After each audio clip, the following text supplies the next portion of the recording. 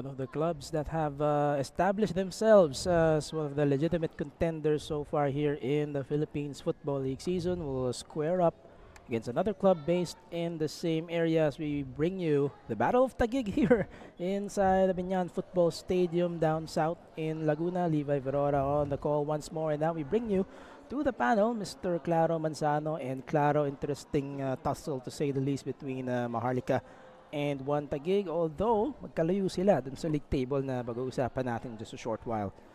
Kahit papaano, interesting. The word is an understatement, no, Levi, because of the repercussions in this game. Number 2, yung One Taguig ngayon in the standings. They want to go back to a spot you could say they say is rightfully theirs at number 1. Yung Maharlika naman, as you've said, over on the other side, kita nga natin they have some work to do, some catching up to do because they are 9th over the 10-team field. Must win na to for Maharlika to start catching up.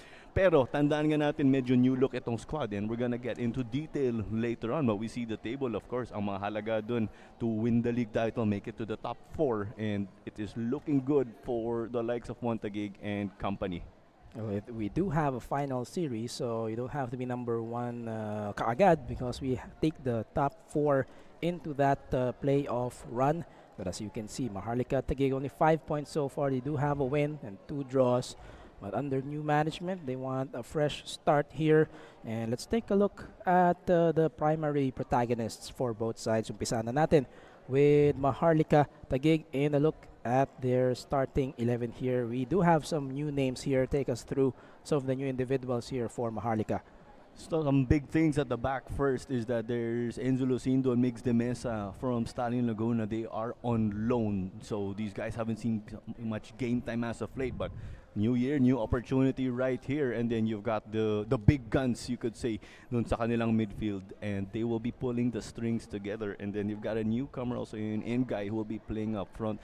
Pong or Poy Saldivar also playing at the left back position, newcomer to this team, pero veterano siya. And still, what's rightfully his, Kenry Balobo, ang kanilang veteran goalkeeper. Of course, formerly of Kaya also saw action for Mendiola, but now with Maharlika. Dumako naman tayo sa One Taguig. Should be familiar names, and again, they want to maximize the points up for grabs for this afternoon. No surprise they're in an attacking formation because this is a very loaded squad. Yung sinasabi nga natin in the earlier stages of the season, no? Parang mga former ASCALs or present national team players ang core nila dito, and they're just showing it right now. Quincy Camrad is coming off that stellar stint in the ASEAN Mitsubishi Electric Cup. He is the number 1 of One Taguig, as we know, and dagdag angas, dagdag confidence yan para sa kanya. And yung buong squad, syempre, ni Coach Giovanni. And who could, of course, forget what Quincy did sa nakaraang AFF Mitsubishi Electric Cup. But now back for his mother club, so to speak. We are moments away from the official pleasantries here, so don't go away. We'll turn you now over to the pitch as we welcome the clubs of Maharlika Taguig and One Taguig in just a short while, as well as the coin toss, the handshake, and the official kick-off.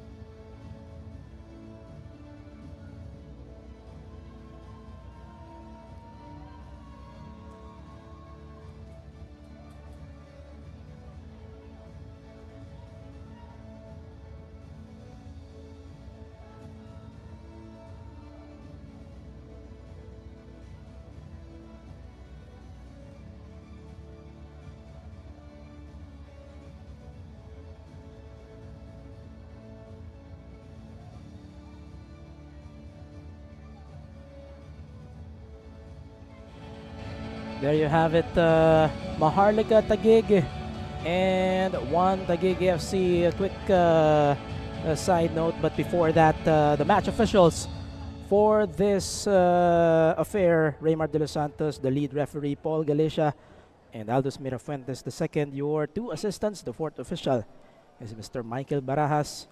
Ang match commissioner po natin si Madam Karin Ann Kaliway.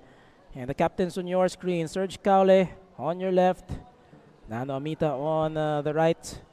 Coin toss na po tayo dito. Quick side note, Claro, I love the pattern on this new Maharlika Taguig kit. Sila po yung nakaitim. And of course, one Taguig in the familiar blue, and navy blue and red. And sabi nga natin earlier, this is a new look Maharlika Taguig squad because they are now under new ownership as we saw in the news earlier this week or in the previous weeks. So ang challenge nga dito, acid test ito because they got a new training session or they just got a training session or a number of training sessions in the last week, and they do have a new coach as part of that change. So as we saw in the team sheet, yung head coach nga nila is si Dong Yu Jung or Coach James. As we say, homegrown po siya because he did play for the FEU Tamaraos back in the day. And kung player ka ng FEU in the UAAP, champion ka as we know. And let's get this, yung mga former teammates niya, sila Nano Amita and Nicolas Ferrer of One Taguig FC. So bata nga si Coach James, and let's see, he'll be tested. When we talk about tests, of course, Quincy Camrad had a massive one right in the ASEAN Mitsubishi Electric Cup, but it's all to play for right here, as we say, bilog ang bola. Maharlika Taguig again in their dominant black kits, going up against one Taguig in navy blue and fighting red. We are underway. Unang bola dito for Maharlika Taguig. Binigay agad kay Balobo, playing from right to left on your screens. And it looks like early pressure here for one Taguig naman. Playing from left to right on your screens. Napapanood po tayo sa matchday.ph. Do subscribe, do register with an account already. Camerad going outside of the box. Wala nang feeling out process, Claro.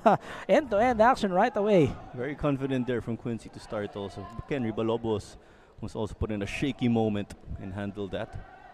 Let's get this also. Check natin yung starting back ni coach or starting center backs ni Coach James in his first game in charge. And we've got Enzo Lucindo and Cooper Ross, who is actually a foreign player according to his transfer marked, as we saw. We'll try to load it later on, of course, as we carry on. But let's get with it. Average age ng center back pairing of Maharlika, 19 years old. Definitely will be put to the test here. It's good to, of course, gain the experience as early as now. As Amita sends this over to the right side, that's Grog. Lob into the area. Medyo mababa. And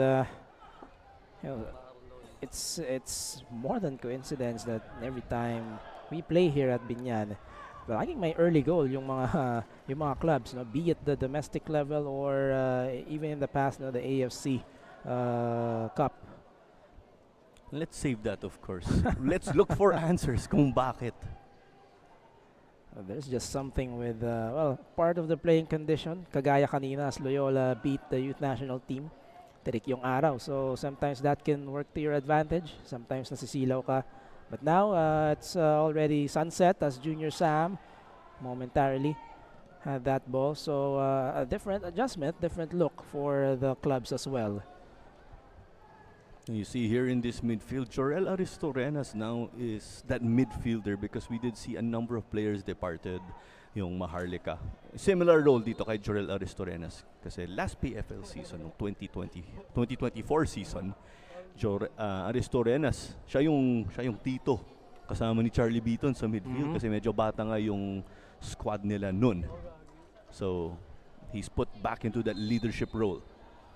And we know Aristorenas, well, ayoko sabing dual sport athlete pero football parehas eh. Just the actual football and then virtual football. Of course, playing FIFA, well, iba na yung tawag ngayon eh. It's, I think, EAFC. So, Counted na yan, dual sport. Yeah, dual sport na. No? Oo. Totally different dynamic there. You have to control 11 players. Dito, siya lang mag-isa. And of course, have to man that midfield as well. Palitan tayo dito. Basta basket counts yan. Dual sport kay Jorel, but there's a player down right now. First 4 minutes of the match so far. And that's John Rensaldivar. I just wanted to correct earlier, no? So what we saw in the standings earlier is correct. So tama nga, Taguig is not sitting the number 2 spot, but they are sitting in the top 4 where they like to be. And just a slight shove of the forearm from Junior Sam that causes Saldivar na out of balance. He was in mid-air. Balobo lumabas ulit ng area.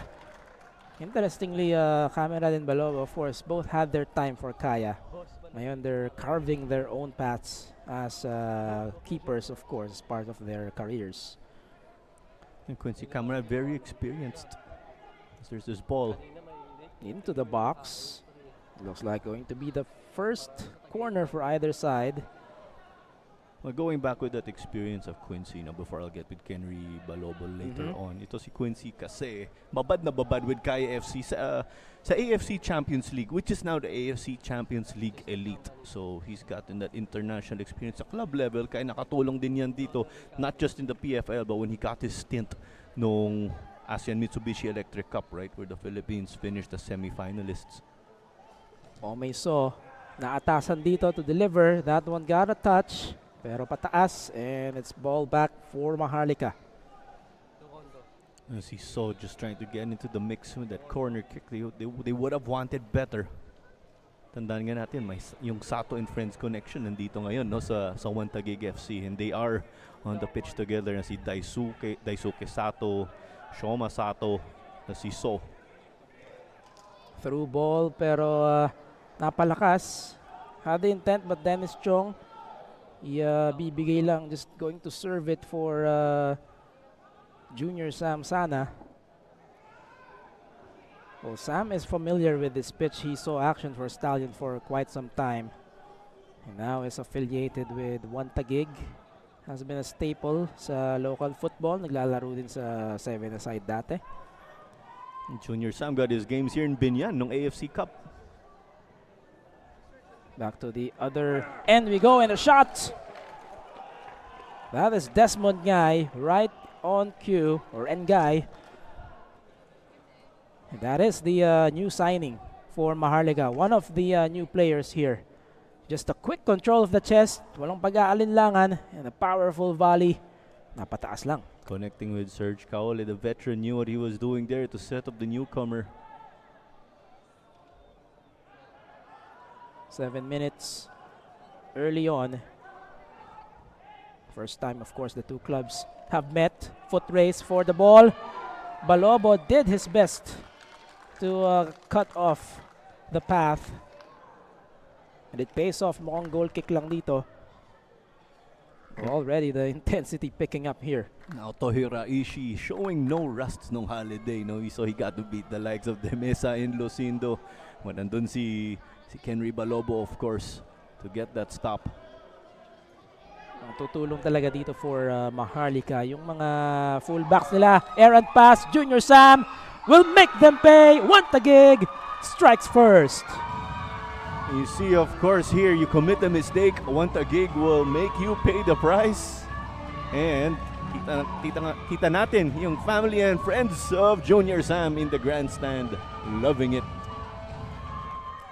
Let's take a look at this one. Just again an errant pass, as simple as that sometimes. Balobo called to work, but it's Junior Sam, one of the finest strikers here in domestic club football in the country. You see there the error. Cooper Ross couldn't meet that. And just Maharlika not being in the same page as we said. And they had to pay the price. As we said, bata nga itong center back pairing ng Maharlika Taguig. Cooper Ross, 18 years of age. So, as cliche as this may sound, learning experience to sa kanya. Well, you can't teach experience, of course. There's always that narrative na youth versus experience, but of course you have to play the actual games. As this one, a battle for the ball, mawawala, back for Maharlika. And similar to the first match, which I called, an early goal like that will definitely throw you off in terms of what you want to do for the first maybe 20-30 minutes. Biglang magbabago lahat because suddenly you find yourselves down 1 goal.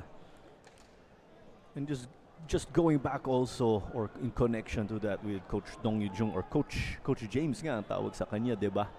He did say he was mixed heading into this game kasi una-una, excited debut niya bilang head coach. Yung concern naman niya, limited yung training sessions bilang bagong head coach dito nga, bagong management, and you name it for Maharlika as the ball was collected by Quincy.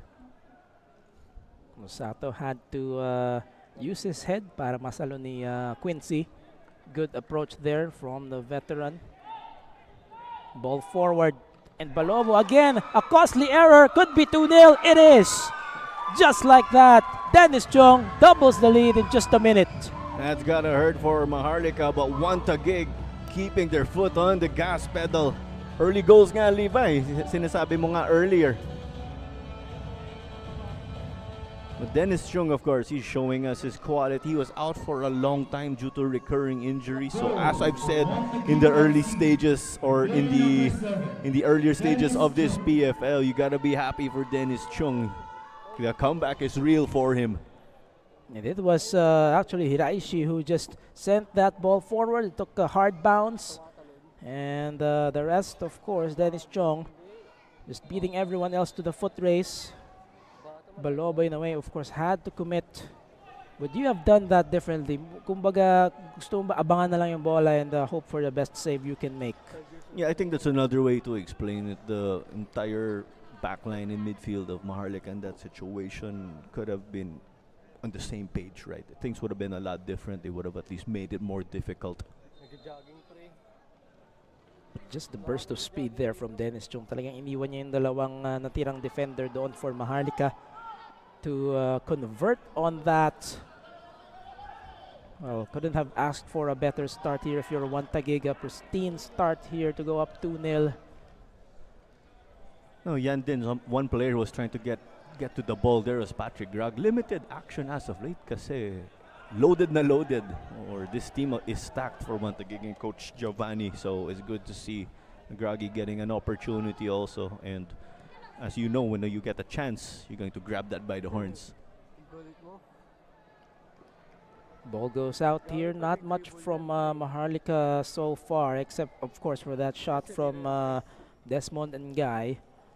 And the setup by Serge Caule. Serge Caule returning from injury as well. Hindi natin siya nakita maglaro for most of the 2024 calendar year sa pag-uumpisa ng ating season. It's good to see him back in action. Of course, he's one of those cornerstones dito sa Maharlika because he's still remaining despite the changes they opted to make. And kung saan man siya maglaro, be it Mendiola or Davao before, he just takes that team he's playing for to a different level, adding a different layer, especially on offense.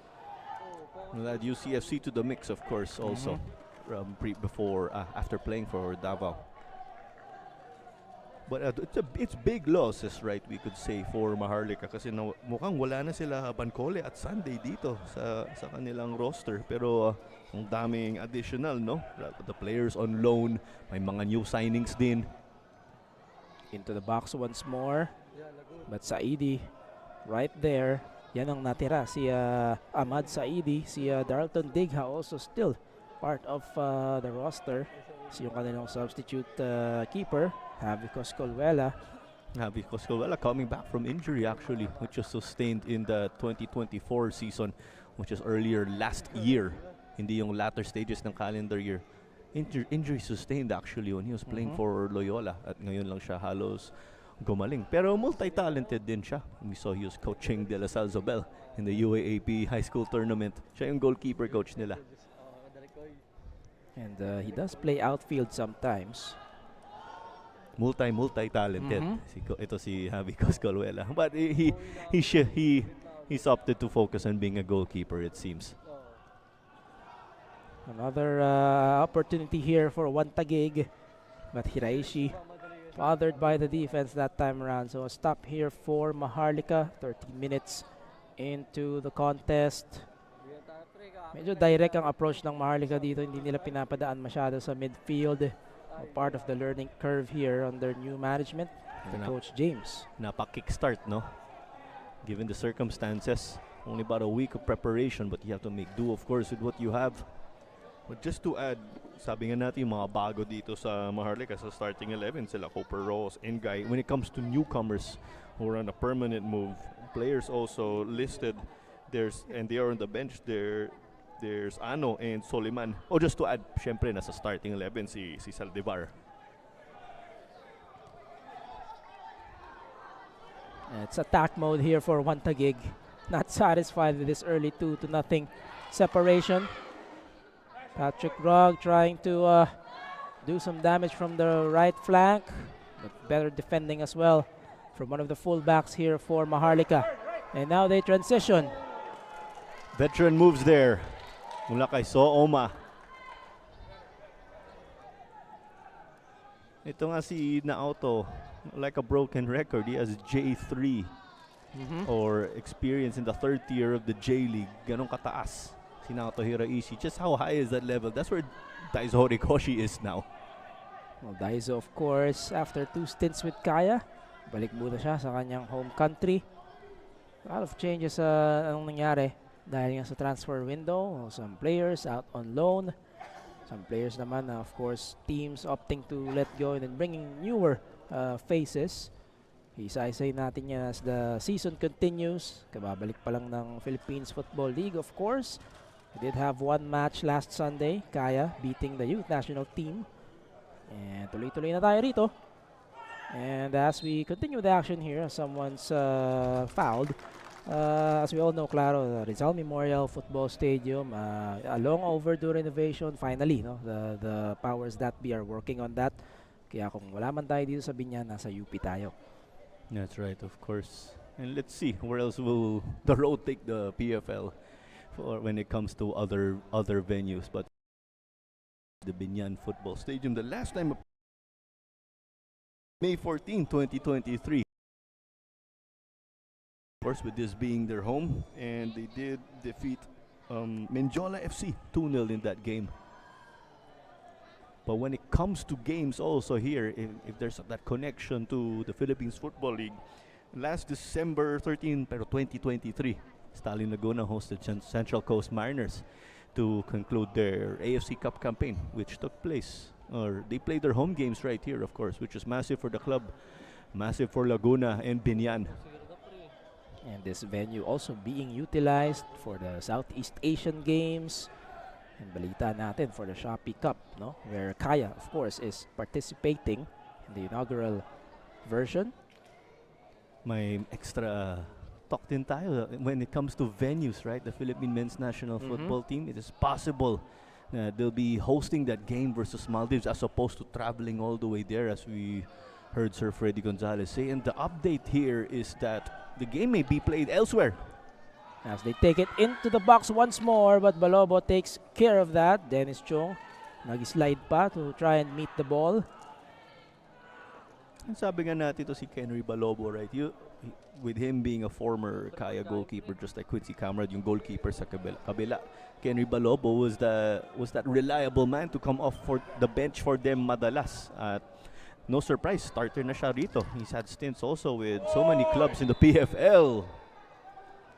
Challenge from behind. Patrick Grog causing Raymond Abo to tumble a bit. Automatic yellow card. Challenge galing sa likod and lots of contact to say the least. Here we go. We take a look at that. Some space. Yeah, as we saw with Groggy. Some of the duties got the job done to stop the play. Pero medyo mahal yung yellow card, di ba? And not a play on the ball. Kaya talagang napataas ng yellow card dito si referee Raymart De Los Santos.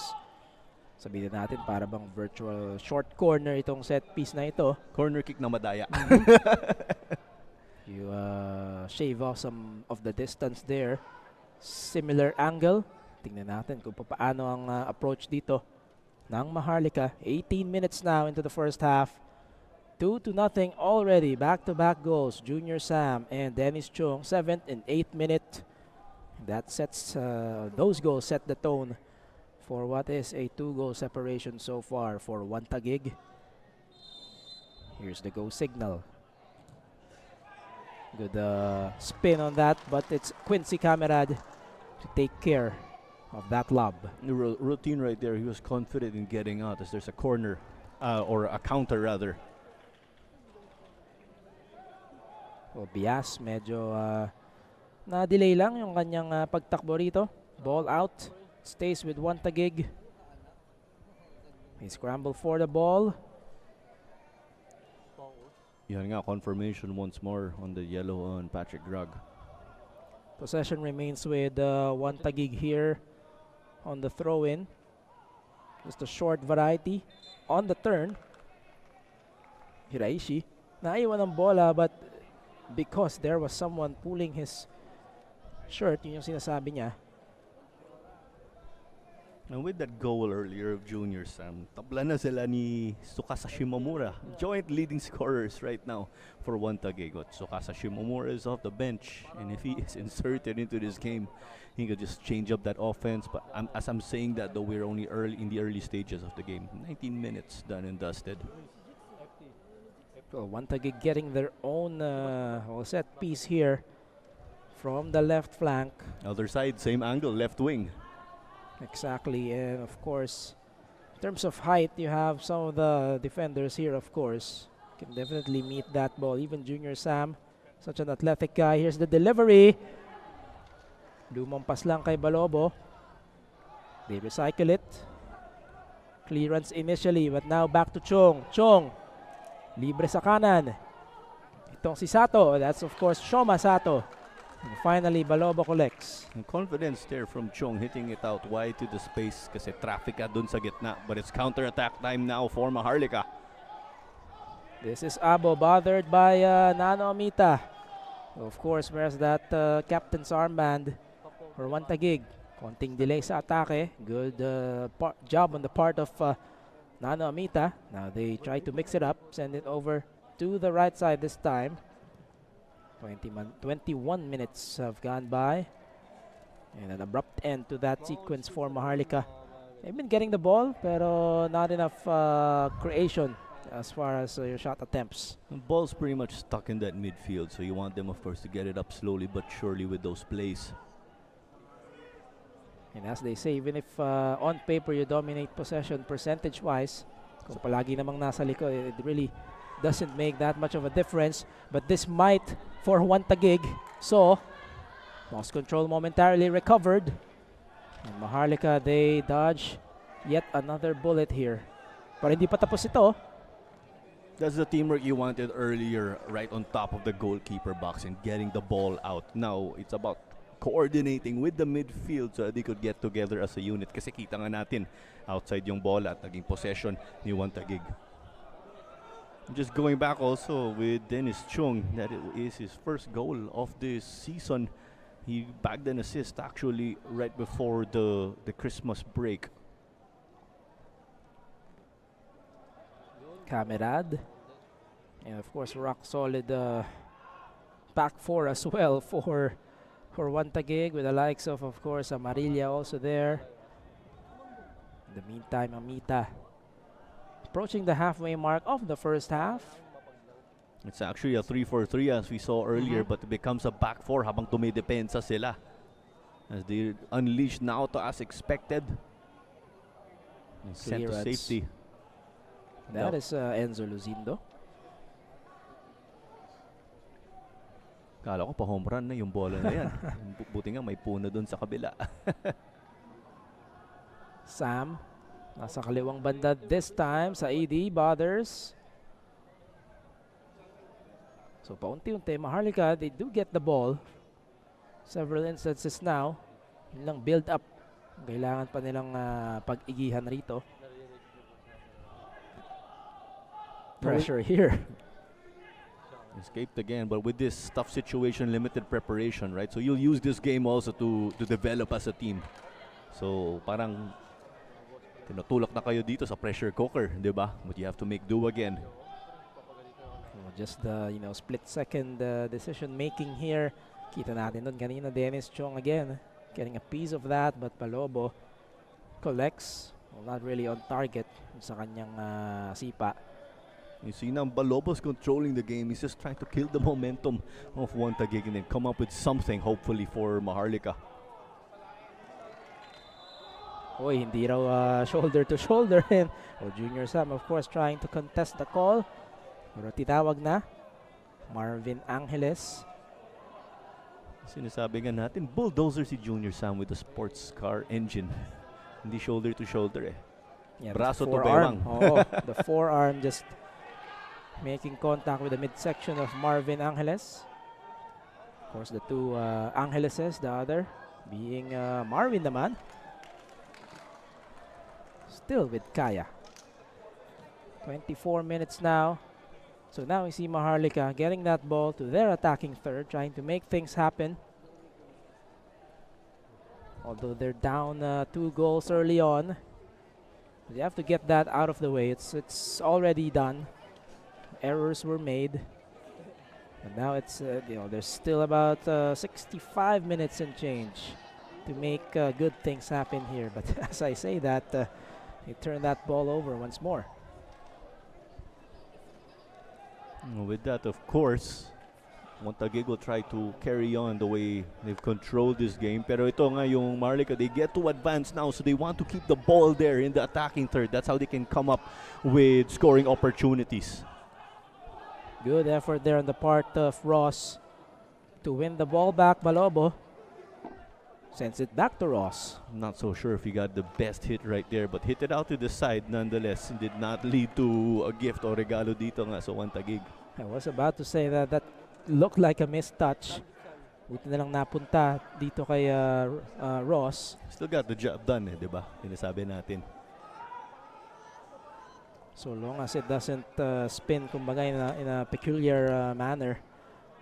Ang mahirap dun kapag biglang umatras yung bola from down spin. But now they win a few meters again, Maharlika Taguig. Always, sabihin na natin, always reinventing, always just trying to seek that identity. They were affiliated with Manila, the city government, for quite some time. Naging Maharlika Taguig with local management, and now they have a new management. And we see Lucindo charging up, of course. A bit of that total football kasi kita nga natin sino ngayon nasa likod, si Ahmad Saidi. All part of the game, of course, here. That's why they got to delay that attack. And that's why we see may konting momentum na yung Maharlika dahil sa mga ginawa nila earlier, right? But now it will be Quincy who will take his turn at controlling this game and resetting. A bit of pressure here from Maharlika. Kita natin sina Aristorenas charging forward. Not a problem for now for one Taguig, owing to the fact that they are ahead 2 goals to none. Medyo there's that window to hindi naman totally relax, but just to take their time and be more deliberate. But now it's with Maharlika. Solo effort, the shot! It's just wide. Growing into the game right there, but this might go begging because chances have been limited for Maharlika Taguig right now, but They want to build again onto the next one. That time it was Ahmad Saidi, of course. The left-footed strike. It was wide. Quincy, of course, nag-commit na rin just to be sure. Daisuke Sato also, it seems, did enough to change that, of course, putting up the pressure. No surprise. Also put his body on the line there. Was on the ground already. 27 minutes now. Philippines Football League action. Napapanood po natin on Matchday Media or Matchday PH. Oh, a wild one there from Jorol Aristorenas. You could see the body language of Aristorenas. Definitely did not get that off in an ideal manner. I believe it's too much bottom of the ball right there. Aristorenas, a little familiar with this pitch also, but it may have been some time, right? He was with Stallion also in that AFC Cup stint we were referring to earlier.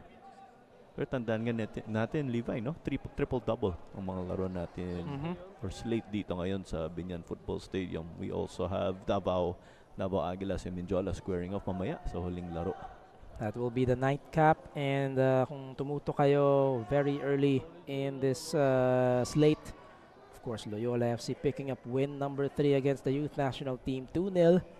Goals from Rico Andes at yung isa na lang bagong signing, si Sudo. Hindi nawala yung momentum ni Rico Andes, no? Kahit bakasyon. Still that 1-2 punch, Francis Tacardon and Rico Andes, UAAP All-Stars nga, sabi ko. And you love to see the local talents thrive, and that's what the league is for, in a way.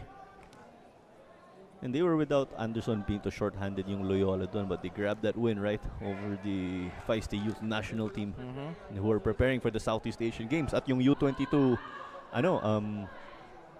ASEAN, of course. Through ball sana from Nano, pero basang-basa ng depensa sa ED. The challenge here for Maharlika is to release here from the back and build. Kaule bothered by 2 red shirts. And now more space here. Ibabalik muna dito kay Balobo. Not the finest of passbacks, but nevertheless Saldivar got it to Balobo. They are really milking yung pagka-veterano or veteran wits of Henry Balobo, right? But if you have a guy like him, you can get forward with some confidence. As Lucindo will play this one long, but in no man's land. No one there really for Maharlika to kickstart something. Well, on an individual level, obviously Kenry definitely perhaps the most experienced of the players here, along with the likes of Aristorenas. And it's really just something you want to impart. Pero, you know, you have 11 players on the field.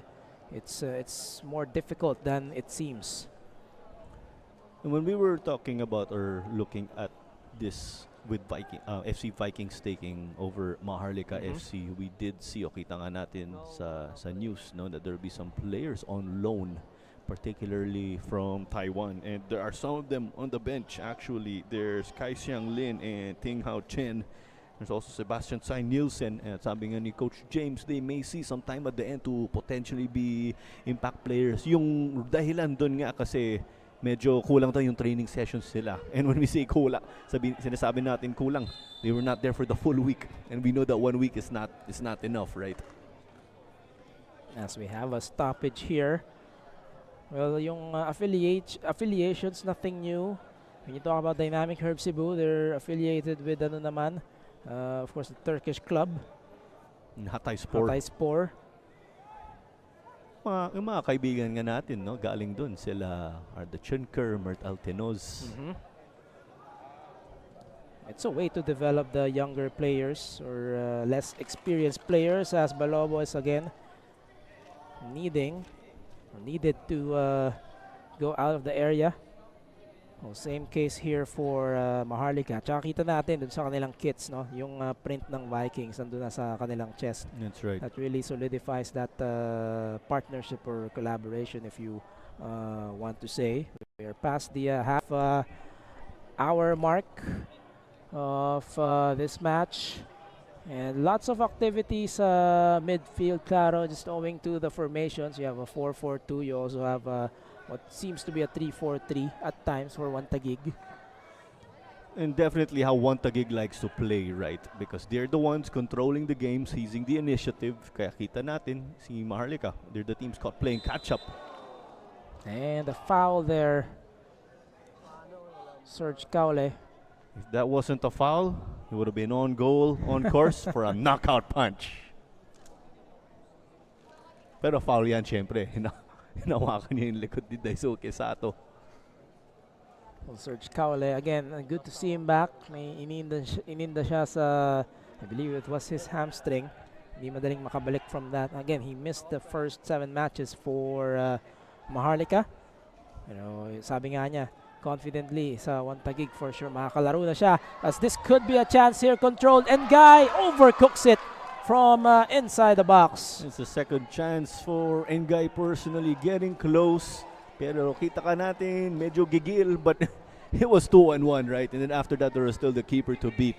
But you gotta be concerned if you want a gig because that got you the edge of your seats.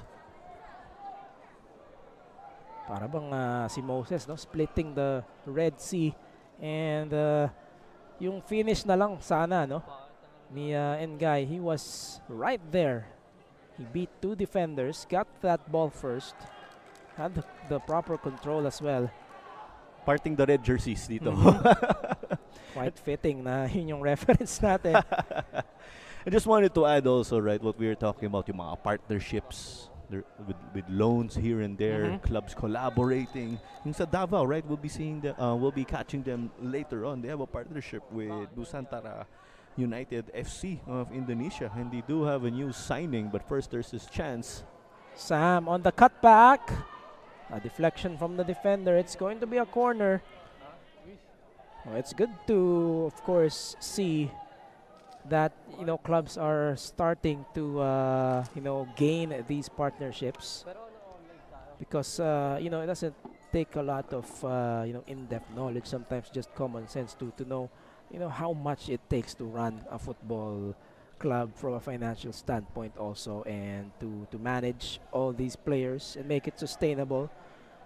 The mere fact na napapansin ng foreign clubs yung mga koponan natin means that we're doing something right, as that header sent above the bar and out. It was going to be a little bit difficult, of course, to get that down, but challenging syempre nandun yung mga defenders.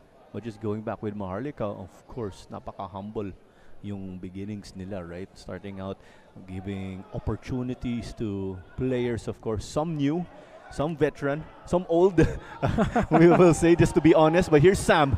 Junior Sam, again, Balobo sacrificing his body. Nano, second ball, Amita naman. And great defending there, finally Cooper Ross. Could be a counter here for Maharlika. Engay. Tatakbo, susubukang iwanan, but that's going to be an obvious foul. Hinila yung likuran ng defender. Should be a yellow to say the least. Yeah, Maharlika is the man who was floored. And Serge Caule pleading to Raymart De Los Santos na wag na bigyan ng yellow card, pero parang hawak niya na eh. At hinatak niya yung balikat, kaya from the back. Now Quincy trying to tell Serge and Engay as well na, of course, you cannot do that. Ayun na, tinaas na officially yung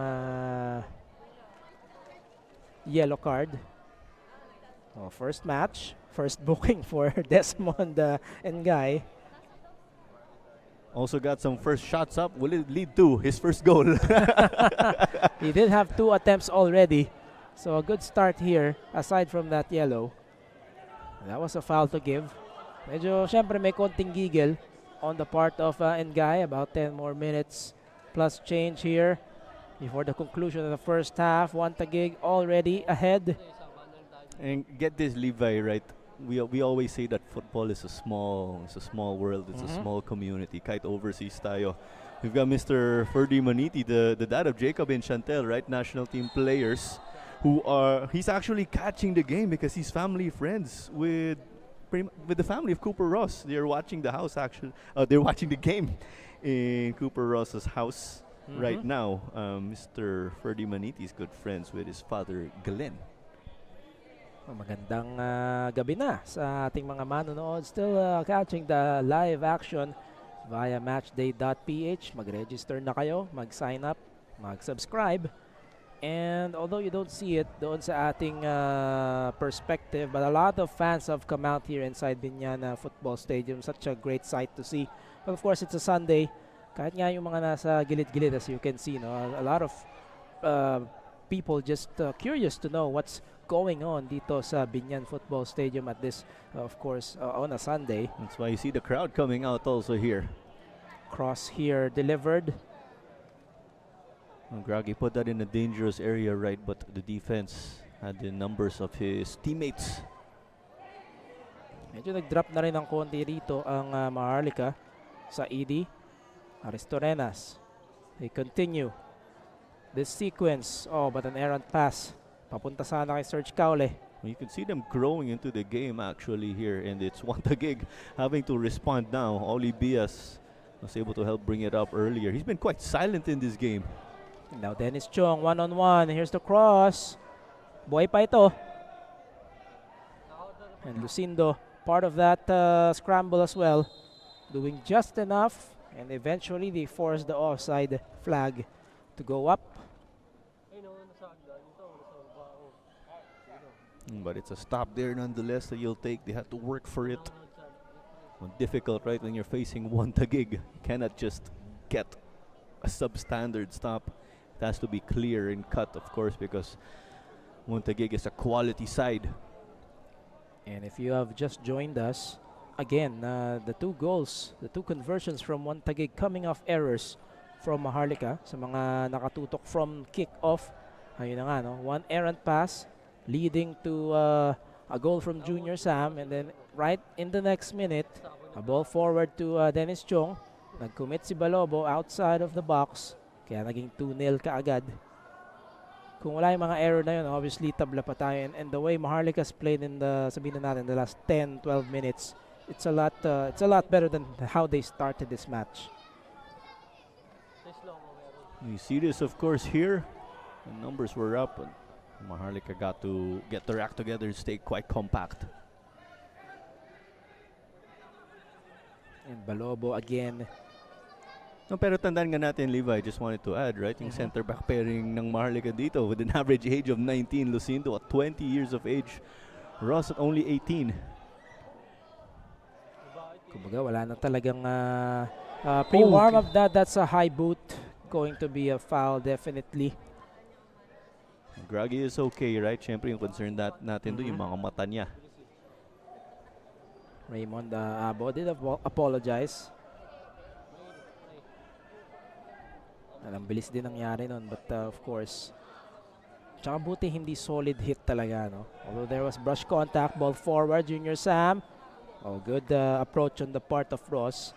Heading that ball para pwedeng saluhin ni Kenry Balobo. And we talked about Balobo, of course, playing with Kaya and then wanting more playing time. That's why, well, he did play for Mindiola as well, and then now with Maharlika. When I recall actually, nung bubble season, si Kenry Balobo yung goalkeeper, diba? Pero yung huling laro nila, pinasok siya bilang outfield player. But it does happen sometimes. Even in the PFL Women's Cup or League. Jay Bryce is mga pinaka tumatatak sa atin, si Liv McDaniel. Doing an Olivia McDaniel, goalkeeper to play field. That's what we'll call it now. Yun na yung reference talaga eh. Because Liv McDaniel, you know, did a great job with playing, of course, multiple positions. At saka dun sa penalty shootout against Chinese Taipei. No? Nag-save na siya, naka-convert pa siya ng isa. And now Maharlika into the box. Could be a chance, but not the finest of touches there for De Mesa. Getting involved as that fullback on the right, to be precise. Yun yung napapansin nating overlap dito sa Maharlika when they have that ball forward. No? Either Lucindo and De Mesa, they can just be part of that offensive flow. But right now, it is a counter-attack. Sana, lakas ng pasa dito, hindi na nakuha. Although it looks like my deflection. So it will still remain with Taguig. And Patrick Rogg. Medyo swerte na rin dito. Biglang nandun na yung bola para sa throw-in. And we see the pace of the game slow down a bit now, right? As here comes Dennis Chong. Another lob into the area. Pero masyadong napalakas sana para kay Hiraishi. Si Dennis Chong gustong si Hiraishi naman yung bigyan niya. Kumbaga, siya yung nag-assist kanina. Trying to, of course, reciprocate. Ano yung ginawa ng kakampi niya. 42 minutes now, about 3 more plus added. Kahit paano pwede nga natin sabihin, we can say these wings of one Taguig have a great understanding with one another. Switching the ball, they see it's loaded in the right, traffic sa kanan, ibabato nila sa kaliwa, and they're able to do that, of course, with their technical ability. So, Sato, that's Daisuke, of course. Flag is down, but Balobo again having to rush forward. Most of the time it works. It's really just a matter of timing and communication with your back four. Kaule in the meantime, and Guy, but Camera does the same, preventing further problems here for one Taguig. No surprise with Quincy getting that stop. Sabi nga natin, or binanggit natin yung mga dahilan, di ba? Counter-attack right away. Chong against Ross, and again, they just can't connect. The intent is there. Execution na lang here for one Taguig. So mabalik tayo kay Quincy as we see the connection here. Kaule feeding ito ngang si Engay, the new player for Maharlika. Well, Shoma Sato also doing his job as that defender, getting your body in front of the man, and he did it right there. So Quincy also for sure has to be happy with the efforts, of course, from his defender. 2-0 for one Taguig. This is the Battle of Taguig, Maharlika Taguig and one Taguig, although we are inside the Binyan Football Stadium. Triple header Sunday in your Philippines Football League. After this, it's Davao and Bindiola. I actually got to take a look at the squad, of course, as that junior Sam Rocket did not launch. Oh, it ricochets off a player. Sam trying to recycle this. But just going back, right, I got to have a brief chat with some of the newcomers of Minjola FC 1991. So it's a different look when it comes to their foreign players. Pero intact pa rin yung core of local players, we can say, yung mga Pinoy. Pero hula ko yung mga foreign players, Iranian. Halos, or most of them are. But it's an interesting mix right now. So they also have a Brazilian.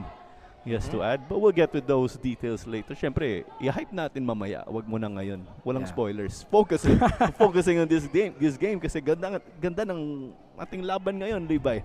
And Guy forcing the foul kontra yung number 15 din, as you saw. Shirt pull. But now it's with one Taguig once more. Approaching added time before the conclusion of the first half. Nano, they have the numbers. Amita fakes it. Will he take it? He does! And he scores! Definitely expected better from the defense. Naiwan yung mga defenders doon ng Maharlika. It has to be a team effort when you defend, of course. But you gotta give credit to Nano Amita. Ito ang shoutout niya, of course, thanks to his goal. And this is a good buffer for them already. Only 2 minutes of added time here as one Taguig makes it 3-0. And this is just veteran smarts for Nano. Pumeke ng isa, pumeke ulit. And then finally decides to take it. Ito nga talagang wini-workout nila yung much younger defenders from Maharlika. You see right there, two outfield players. Then just Henry Balobo, Ross and Saldivar left alone on an island. With Nano and company, of course, doing that, breaking down the defense. That's how they got themselves sa sitwasyon na yun, or in that scenario. And yun nga, Levi, 2 minutes of additional time. We've been emphasizing the roster changes dito sa Maharlika because it's a hefty number or it's a hefty amount of movement, right? Dito naman sa one Taguig, wala na si Simon Lengbuas. He's moved to the Thai League, and Gavin Wentz's loan with Taguig is now over because he is back with Kaya FC Iloilo, his mother club. At wala na rin si Alvin Rebadulia, who was their backup goalkeeper. So that's 3 players out, and I believe there are incoming foreign players, and we are going to get updates possibly this month. And this doesn't seem good because there's a player down for Maharlika. Serge Cole calling for medical attention already. I don't see anyone on the field though. It's only now that their PT is out on the pitch. We hope it's not as bad as it looks.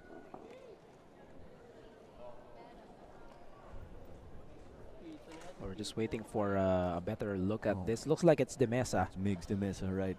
Hiraishi. Well, the foul was called, I believe. Nga lang, the impact from that. Oh, it's the left. It's the left knee. I believe he was also out for some time in the previous years due to a knee injury. That's why it's not good. I believe it was an ACL before, actually. And you have to be careful, right, with injuries like that. Lalo na yung mga recurring. This is not good. That's the referee signal for the stretcher. And the Mesa, although we don't want to speculate, but common sense tells us, no, he's still down. He's not really in a picture to get back up. As we take a look at Galobo and Lucindo talking to each other. And definitely quite the learning experience against, a very legitimate contender in Taguig. Kaya sabi nga natin, acid test, mixed reactions. And For Maharlika heading into the game from Coach James, right? Excited kasi first time niya bilang head coach. Pero yun nga, limited preparation. They would have wanted to get more weeks in together. hindi lang acid test, kumbaga baptism of fire, kasi talagang itinapon mo yung mga players mo into a challenge like this. As we have another look at that.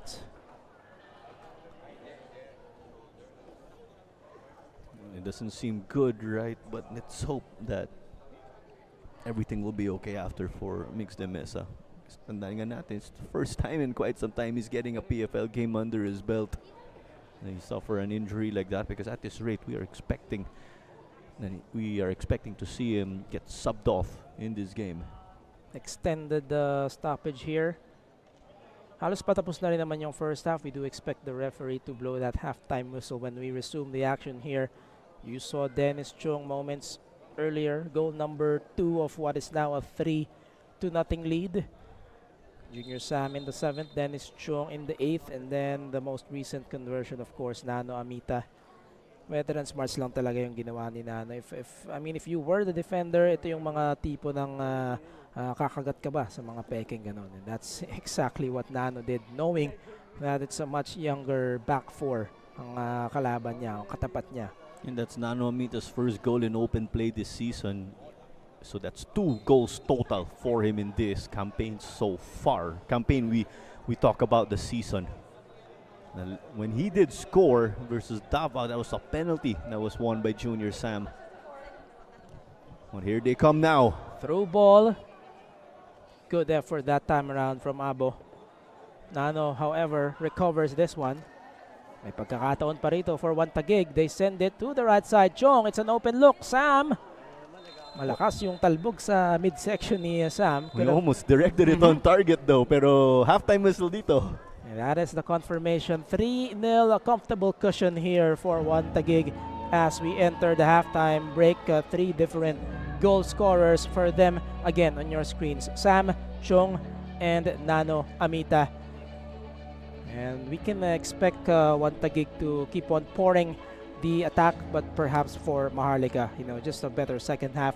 And we will have that when we return. This is the Philippines Football League on matchday.ph.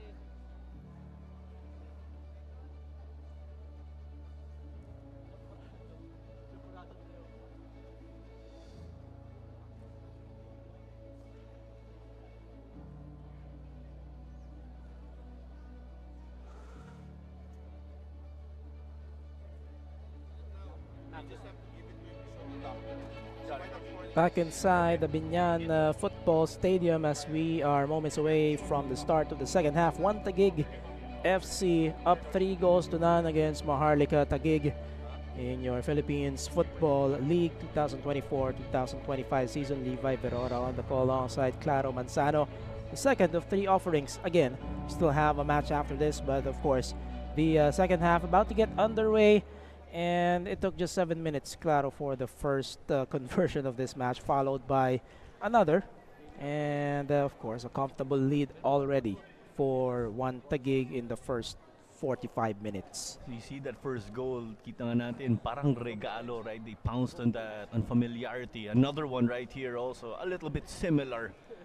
Also, shaky defending from Maharlika to start the game. Sabi nga natin, no, just 1 week of preparation for this new look squad. They're under new management, a great number of new players, new everything, you could say, right? That's why one Taguig making them pay the price. Dennis Chung playing his guitar. And of course, it's not to say that it's an excuse for Maharlika, but definitely the quality here for one Taguig in full display. And here's a glimpse of one of their newer players. Oh, that was Ahmad Saidi. But they do have number 15, Desmond Ngay, right on your screens. Back in the first half, had a couple of attempts. Sinusubukang magpakilala sa ating PFL audience, sa ating PFL fans. But that will have to wait as, of course, Nano Amita able to sneak in an extra goal to make it 3-0 after the first 45. That's how we find ourselves at the moment, right? With one Taguig, right? We were not discrediting them, of course, with the way they've been playing because these guys are proven already. Kilala nga natin itong squad. They are a powerhouse, so they need no introduction anymore. And this is why they lead 3-0 at the moment, not just with that quality, but also with that chemistry against this team, right, that is looking to jumpstart themselves, yung Maharlika. It does seem that we have some changes, but hintayin natin from our fourth official. One Taguig, of course, wearing red with the navy blue trunks. On the other hand, Maharlika Taguig naman in black with a distinct pattern on the shoulders. And again, one Taguig, it's not an overnight process for them. Of course, binuo nila yung koponan with the help of the local government of Taguig, yung mga Cayetano, of course, who are passionate when it comes to supporting sports in general. And now it's the second half, about to, now it has begun, rather.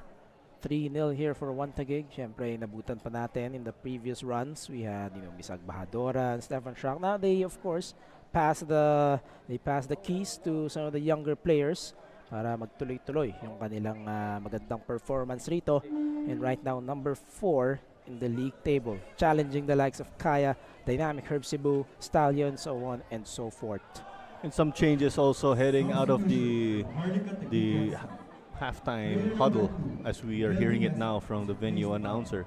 So we got to see that Brian Palpalatok had to enter the game for one Taguig due to the injury of Migs de Mesa that he sustained right before the halftime whistle, actually. And a goalkeeper change. We did see Henry Bandican make his way from the half line earlier. So it's Henry Bandican in, Quincy Camrad out. Time sharing today. You don't usually see a lot of keeper changes unless ma-injure talaga. That's usually the normal rate. They play the full 90 by default. But owing to a 3-0 cushion here, Coach Giovanni Villagracia trying to mix it up a bit, and of course giving Henry Bandican Fong more time here as well. Marami na ring nilaruan itong si Bandican Fong. May problema yung bola natin, klaro. Gotta be with the air pressure in this situation. Si Dennis Chung pinagpahinga na rin. So sulit na sulit yung 45 minutes niya. You see, of course, I don't think fitness is a problem for Dennis Chung. They're just thinking long term, right? Because with this season, actually, teams are going to play 18 games each sa ating elimination round. So you see the ball was dropped and it's okay. And with Henry Bandican, right? Experience never lacking for him. He could also start in any other team. So, yung dalawang goalkeeper ng one Taguig, parehas, pwede pang first choice. Just the depth here of one Taguig, of course. Junior Sam on the turn. Muntik na yan lumapit sa mga camera natin. Andres Aldiguer ang isang ipinasok dito. So of course Dennis Chung and Andres Aldiguer both playing doon sa unahan. You can expect na just familiar or virtually the same formation here for one Taguig. Just no letting up para sa kanila. Torenas. Aldiguer has a goal also so far in this season, right? So he'll try to add up to that tally also, but it's so far so good dito sa one Taguig kasi lamang sila 3-0. That's another foul there. Amita. Such a crafty player, of course, Nano, wearing the captain's armband for his new club. Relatively new. He stayed for Kaya for quite some time. Was part of the, of course, Champions League run as well. One of those building blocks dito sa one Taguig when the team was recently launched, right? They did take away Nano from a team that regularly plays sa mga Asian or international competitions. So you see they have serious intent. And I just wanted to add, right, pinag-usapan natin kanina yung crowd or the people present at the Binyan Football Stadium. Quite a crowd here. And there's a number of players actually. There's the likes of Jason Pepito, Roberto Llamos, Charlie Beaton, mga players ng Stallion Laguna. Scouting the opposition here. Or how they humbly say it, manonood. So humble, all these guys. 49th minute already, opening few minutes of the second half. 3-0 was the score after the interval.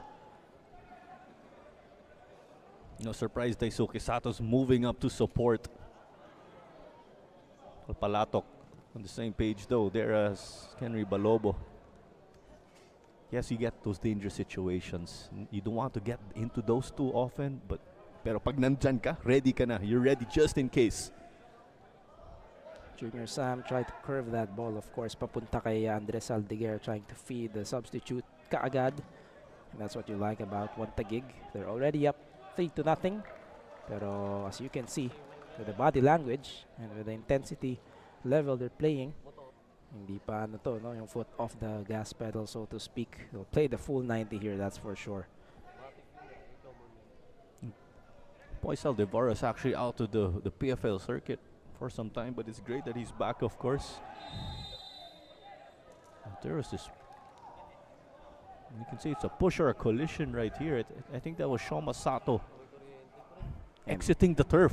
And Ahmad Saidi, siya pa yung nagko-convince na penalty daw, but of course he had the contact, so as the offensive player. No VAR here, so it's plain good old football. There was a VAR right in the ASEAN Mitsubishi Electric Cup. Nakakatulong sa build-up ng ng mga tense moments if you're just a regular fan. Aabangan mo dun sa giant screen na ay goal pala. Ay na-disallow. May dalawang celebration pag goal. Yes. The initial reaction and then the referee confirms via VAR, but there is no VAR here, right, as we are saying. But an obvious whistle that time around. Kaole initially leaving it for Saidi. Tapos napatid nung kalaban. It was Amaria, I think, or Amarilia, who clipped him. Amarilia, they're Argentinian youth, or former Argentinian youth international. Is really bringing in that solid defense for them, because in the midst of all of the one Taguig attacking that we've been seeing, nandun siya sa likod, right? You can only get forward confidently in offense if you do have your defenders at the back who are well capable. And let's add the goalkeeper to the mix. Pero may free kick dito ang Maharlika. A chance to pull one back and start their engines. Well, all 11 players have to work as one cohesive whole. But in the meantime, Serge Caule and Restorenas talking strategy. Kasama rin nila, I believe, si Ngay. 3-man wall for one Taguig here. It's very interesting. You normally see a little more in a wall. Caule, ito na nga, binakhil. Here's the shot, pero straight into the gloves of Bandiken Fong. First save of the evening for Henry. Bandiken's positioning doing the job right there. That's thanks to his experience. More in quick succession. Bias using the skills. Immediately, the release. Konting pressure from Maharlika this time around. The ball will remain with one Taguig. Let's see how they react to this press from Maharlika. Some newfound energy from, of course, the other club based in Taguig. The Taguig Derby, right? As we were saying. So yung talo dito, maglilibre ba pag uwi nila lahat?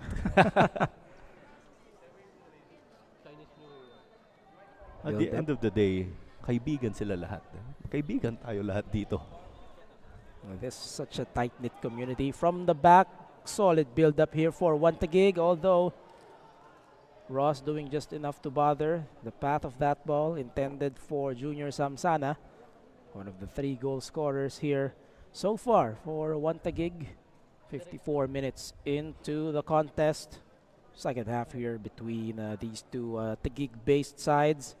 Mamaya po, it's Davao and Mendiola, the third offering of the Sunday triple header in your Philippines Football League.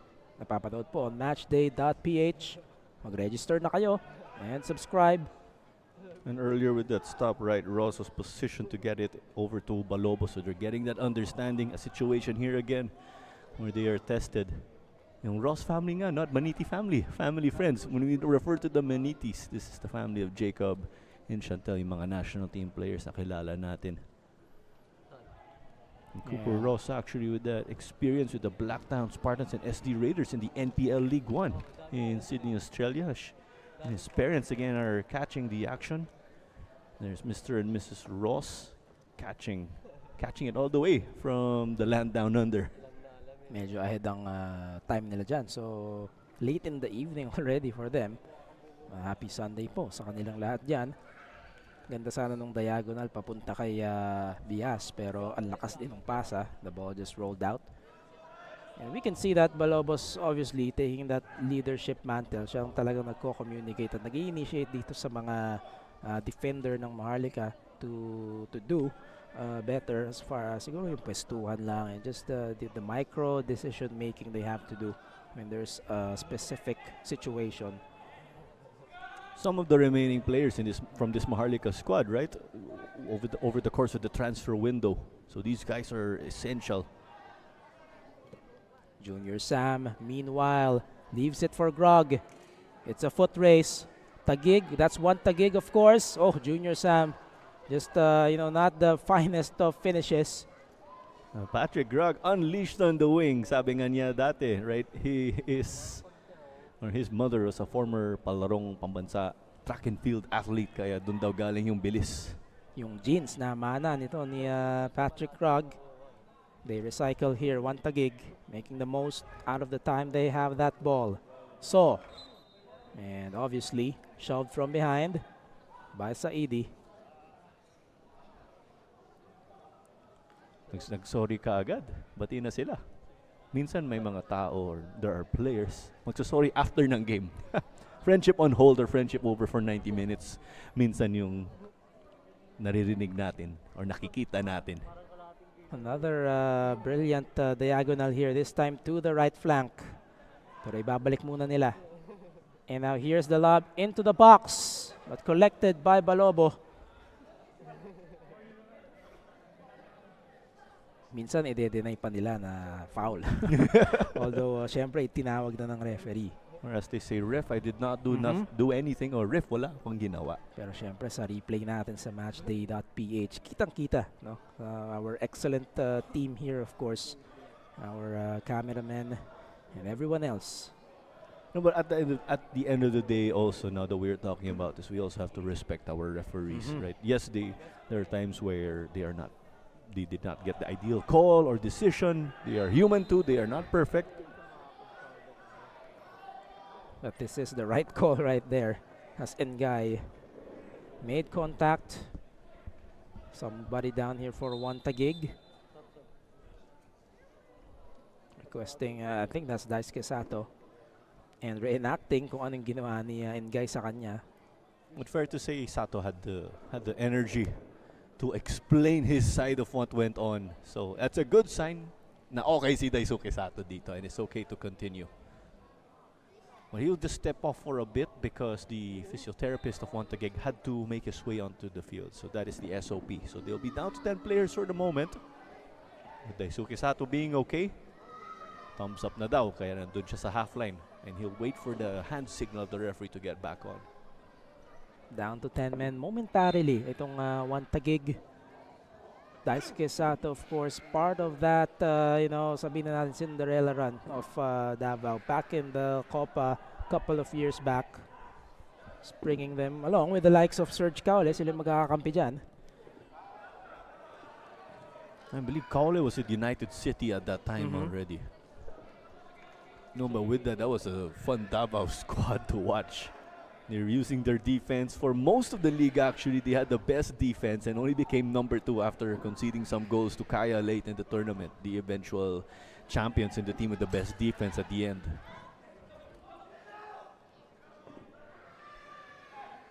Amita, back and forth we go. This ball just ping-pongs and now eventually ends up with Serge Caule.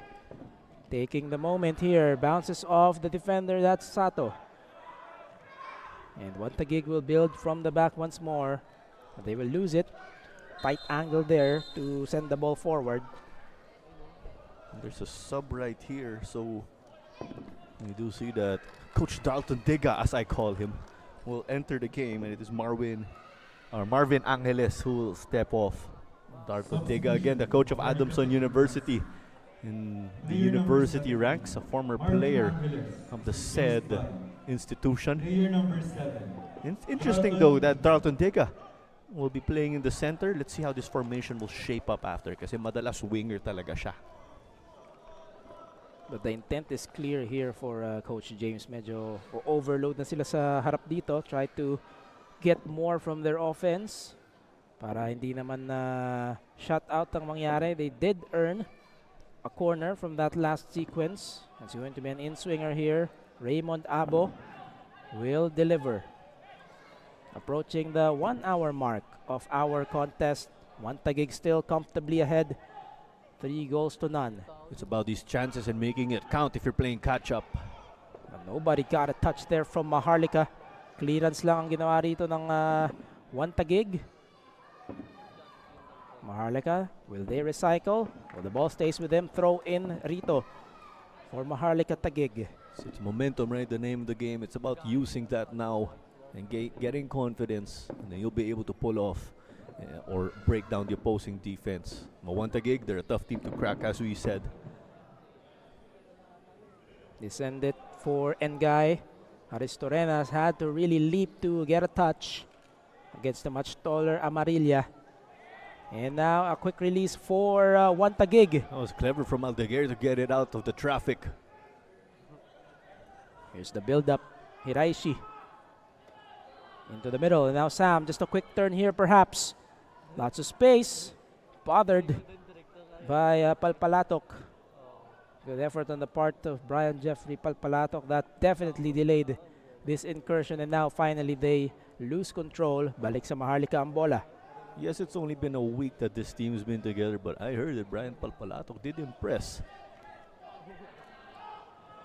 Oh, they lose it. And now lots of space for Sam. Junior Sam, will it be a brace? Fakes. Well, not the finest of finishes again. He had the room there, but a case of being too much open. Hindi niya alam kung ano yung gagawin niya. Desperation defending from Maharlika's backline too, getting the stop. Tas nandun si Henry Balobo, right, who you could say has been confident in this game. The score would be higher without Henry Balobo, but in this situation, the defense and the keeper got it done together. As we say that, right, there is Tsukasa Shimomura waiting in the wings. And it's go time for them if they're inserting their top striker. As here's a shove. Well, there's going to be a change. The foul was given there, I believe, to Nano. At si Sam na ang magpapahinga. So, forward for forward here. Tsukasa Shimomura will replace Junior Sam. Ang tawag dito, change shift. with a deadly striker like Junior Sam stepping off at papasok si Tsukasa Shimomura. 63 minutes now, way past the 1 hour mark. About 27 minutes more plus change. And Junior Sam, of course, such an impactful 62 minutes for him. A conversion, and of course, just being part of that front for Taguig to make it difficult for the defense. But the last stop for Maharlika, that's what you want to see a lot more times, especially when the opposing team is on all-out attack mode. At syempre may applause din nung lumabas si Junior Sam because of his friends who would watch. And then syempre, or of course, you also have the likes of Miss Beth and her family. Massive Tsukasa Shimomura fans. Every game, you're going to see fans nakatsuka sa Shimomura jersey. Sila yun. And they traveled all the way here to Binyan. Nano in a tussle against Aristorenas, dalawang midfielder battling for the ball. It ends up with Taguig. Hindi nagkaintindihan si Sato tsaka si Nano. I think Diga and Nano were exchanging words. Naiwan na lang ni Nano yung bola. Which he anticipated that a foul was going to be called kahit late whistle, and that's why Sato sent the ball out pero hindi tinawag, and that's why they lost the ball momentarily pero hindi rin naman nakapag-take advantage itong Maharlika. It's a stretch na yun. We could see that Taguig is in possession but it's at the back. There's Maharlika with that block in the midfield. You can even argue trying to make some probing runs here and there. At tuloy nga yan dito. Quite a physical game. Nano Amita hard to floor. And now to Saidi, to Engay. And again, just one stop at a time here for Taguig. Not really letting up, not giving an opening. At yung mga pasang ganyan, that's really what wins them a significant amount of distance para makuha agad ang bola papaharap. Good control initially. And they earn the foul. That, of course, is Oliver Bias. Getting decked by Poisal Divar.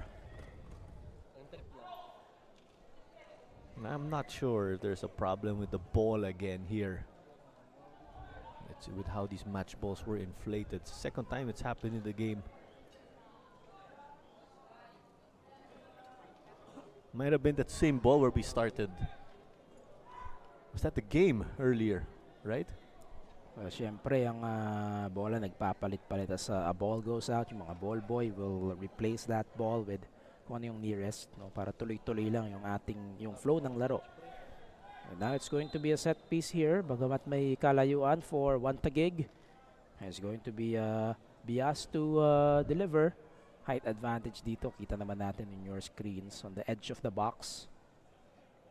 Taguig. Nandito na daw yung mga big boys kasi set piece.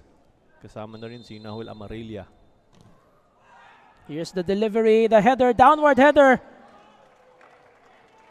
And that's in. Goal number 4 for Taguig. It's Andres Aldeguer, it seems. Potent as he is, Andres Aldeguer backs his second of the season. Placing it, of course, but it seems he caught the keeper flat-footed. A guy like Andres Aldeguer will find the back of the net, but this was a quality ball from Oli Bias, putting it in the danger zone. And Kennedy Balobo just siguro iniisip niya it was wide, but again, the downward header here took a bounce. Still took a bounce there. And it's in.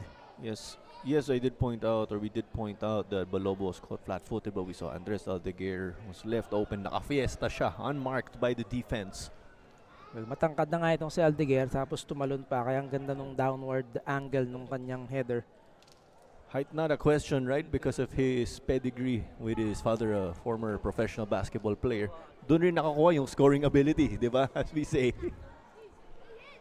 67 minutes now, Taguig. The floodgates beginning to open here. A match that they have controlled from the get-go. 4-0 now.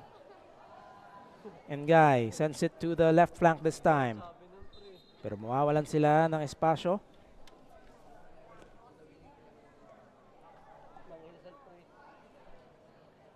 And now it's cruise control for one Taguig FC. Ang goal difference can be a potential factor here, right? Yan ang tiebreaker natin in case teams are tied on points. 3 points for a win again. One point each again if teams end up with the draw. And Kaya, of course, still undefeated in the season with a total of 19 so far. Another attack here perhaps for one Taguig. But Palpalatok doing just enough. And so far, with the way things are going, it's an impending win for one Taguig. They'll improve to second in the standings. But the teams who did not play today will have a match on hand, right? So this win again from teams who are higher up the standings will put pressure on the teams that will be playing next week. That is why you try to maximize the points up for grabs every match you play. 3 points for a win, 1 point for a draw. So for in the case of Kaya, for example, they won 6, they drew 1. So 2 points pa lang ang nadadrop nila, yung tinatawag nating drop points. Or of course, if you lose, you drop 3 points out of what you can earn throughout the course of the season. As again, this is a relatively, again, easy build-up from the back here. They thread the needle. That flag is down. Aldeguer, solo effort. Aldeguer pa rin. And this was just wide. Almost thought he was going to sneak that in. In that scenario, the question was who will support Aldeguer, but there were no players yet. Medyo nahuli sila Naoto Hiraishi, who made that possible with a clever ball. But Aldeguer almost got it past, of course, but it's no goal here. But thankfully, he has one already when you look at it in his perspective. Well, naka-recover bahagya si Saldivar. And then syempre tumulong na rin si Balobo to cut the angle para mahirap yung vantage point. Kung may follow-up lang sana, klaro, then, you know, could have been a pass as well. A follow-up or an extra man, right, to be able to cut it back. But this time, Nano. Only 3 red shirts on this part of your screens. Naka-recover agad ang Maharlika. And again, Cooper able to impact that sequence. Although bola pa rin ang one Taguig. Showing their technical ability, and now they're trying to look for that open side. Magre-reset sila dito sa gitna. He set it forward once more. Here's the turn. Hiraishi, tough angle, header once more. Aldeguer, right place, right time. What a Hindi lang on target. service. What a service there to set up Andres Aldeguer. He did not put it away there, but quality from Naoto Hiraishi. Well, just when we thought the tough angle na ito, look at the turn. Binigay na agad. Great decision making on the part of Hiraishi. Ipapasok na lang talaga ni Aldeguer. In the meantime, some cramps here from Saldivar. Saldivar. But looking back at that replay also, yung tanong dun, who was marking Aldeguer? Because if you do not mark him, siguro makakascore siya, or he will score 9 times out of 10. In this situation, he didn't put it away though, but that's how he scored his goal earlier, which is so far what made it 4-0. marami talagang pag-uusapan ng Maharlika Taguig dito, especially the defense. Of course, there are definitely a lot of lessons that they can bring to the next matches. And if you're Maharlika Taguig, of course, you would have wanted to sort of experiment with a new system and the new lineup against perhaps a lower ranked opponent. Medyo biglaan lang din na this is the schedule. You have no choice. First match mo is against one Taguig, so you have to play who's in front of you. And as we said earlier, with one Taguig improving to 16 points and then will go up to second place, Maharlika will remain at the bottom or close to the bottom of the standings, ranked number 9 out of 10. Right below them is Minjola FC, who will be playing later versus Davao. Should Minjola get the win over Davao, although Minjola are the underdogs, mag-improve sila to 4 points, pero may konting clearance pa ang Maharlika.